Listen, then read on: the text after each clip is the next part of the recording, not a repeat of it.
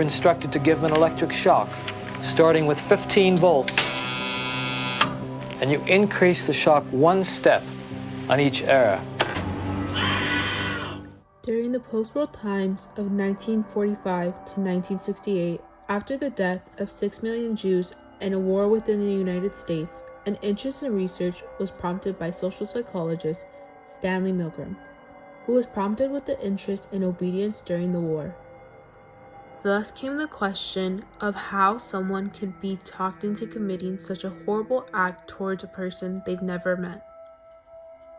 And how could someone be convinced to the torture and killing of an innocent human? Although this was Milgram's question and reasoning for his experiment, did he himself go too far in this experiment, causing more harm than expected, with unethical studies that went without debriefing and a lack of consent? A turning point in psychology, all due to Milgram's actions. Stanley Milgram was born August 15, 1933, in the Bronx of New York City. His parents were Jewish from Romania, where they ended up fleeing during the First World War. Where in his later age, Milgram's family would have to endure the loss of other family members in the Second World War. This would have a major effect on his future choice of studies as he grew older. In 1953, at the age of 21, Milgram started his studies in political science at Queens College, where he later became dissatisfied with his studies in that same year and chose to transfer into Harvard University, studying social psychology, which he believed offered a more practical approach to the issues that were of interest to him. During his time in Harvard, he was given the opportunity to study under Gordon Allport and Simmons Ash, as he earned his PhD in social psychology in the year 1961. Later in that year, Milgram was prompted for the position as an assistant professor of psychology at Yale University. This is where he did his research and grew an interest of the topic in obedience. Due to Milgram's family experience during the Holocaust, and this being the time of the trial of Adolf Eichmann, where he based his actions off the fact that he was only following orders, this sparked Milgram's thoughts. This is where he asked himself, could it be that Adolf Eichmann, a German official of the Nazi Party, and his million accomplices in the Holocaust were just following orders?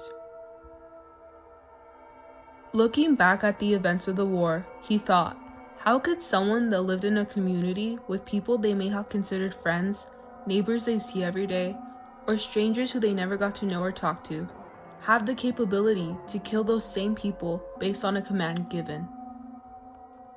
This question came from the millions of lives that were taken in the Holocaust.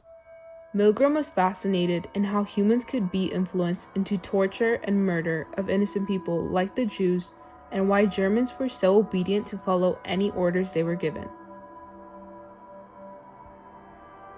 Thus came the month of July in 1961 in the basement of Lindsay Chattenden Hall at Yale University, 3 months after the start of the trial of the German Nazi war on the criminal Adolf Eichmann.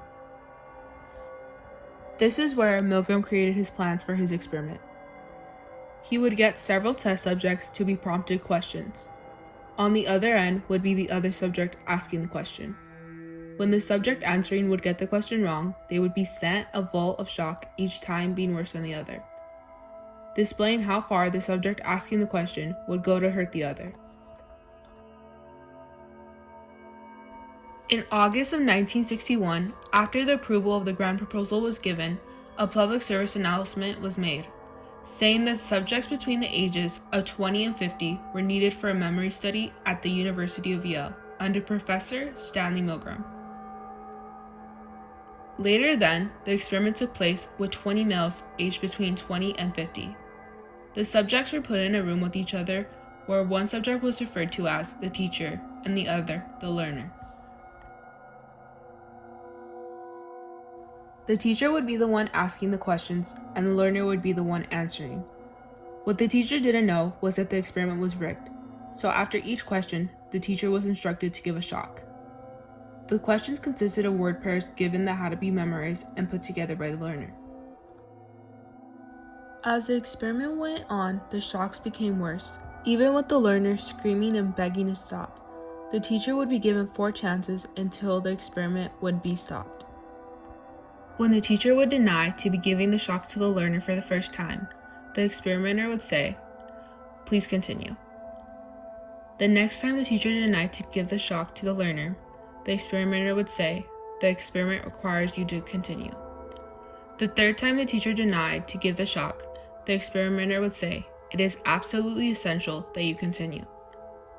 And going on to the last time, the teacher would deny the shock, the experimenter would say, "You have no other choice, you must go on." So the teacher would continue the experiment with the pressure being given and the tension being high, not knowing that the learner wasn't a subject at all, but merely an actor made to seem as though they were being tortured. We took a look at the experience of a teacher in the experiment by the name of Halper Weiner. As his voice began to show increasing frustration, so did I. And I was really in a state of real conflict and agitation. One of Stanley Milgram's basic contributions was that you don't ask people what they would do given this hypothetical situation. You put them in the situation. But he might be dead in there. Milgram made the point, I think very effectively, that the Nazis weren't all a bunch of psychopaths at Belsen and Dachau, that you could staff a death camp from the middle class in New Haven. Well, who was actually pushing the switch? I was. But he kept insisting. I told him no, but he said it gotta keep going. During the experiment, the subjects, or as referred to as the teachers, would experience signs of tension that included trembling, sweating, stuttering, laughing nervously, biting lips, and digging their fingernails through their palms. 3 subjects even experienced uncontrollable seizures, causing them to be hospitalized, all due to the pain they thought they were inflicting on those other people that weren't even subjects to begin with. Even though these events took place, Milgram argued that it was under the teacher's control and whether they followed authority or not, along with that statement that the effects were only temporary to the shocks, which was the case. Even so, some victims were shown to have long-term emotional distress and still feeling the shock placed on the other actor, due to this experience itself being mentally damaging. This was all due to the lack of debriefing and them not knowing that the subject wasn't actually being shocked. This wasn't known till after the experiment, causing them to think all the damage that they were doing to that one subject. Subjects never knew from the beginning to end that they weren't actually hurting anyone, but rather seeing if they would. Even so, this led them to think detrimentally into the brain of how they could really hurt someone if they were a real person. This event itself led so many questions in the terms of ethics for psychologists. Did Milgram take it too far, and at what cost? We look into an interview found being given by Thomas Blass, a professor of social psychology, on the Milgram's experiment. Please continue. Some psychologists were troubled by the ethics of it. Many, if not most subjects, found it a highly stressful, conflicted experience. People are stammering, stuttering, laughing hysterically and inappropriately. 150 volts. Experimenter, that's all. Get me out of here. I told you I had heart trouble. My heart's starting to bother me now. Get me out of here. Blithely, sadistically, people went stop and go, stop and go. They were in a state of conflict, which created a tremendous amount of stress. So that was the main critique. This will be at 3:30. Now looking back at the Milgram's experiment, it was found to be unethical, having a big impact in the world of psychology, leaving a turning point on ethics, creating and strengthening the rules set in place. In the year 1963, Milgram's obedience study was found to be breaking many rules in the APA, a code of conduct in the ethics of psychology, leading to the code of informed consent, deception, and protecting from psychological harm to be strengthened and changed to a stricter extent, to which in today's age would lead to an experiment just like Milgram's to never be approved.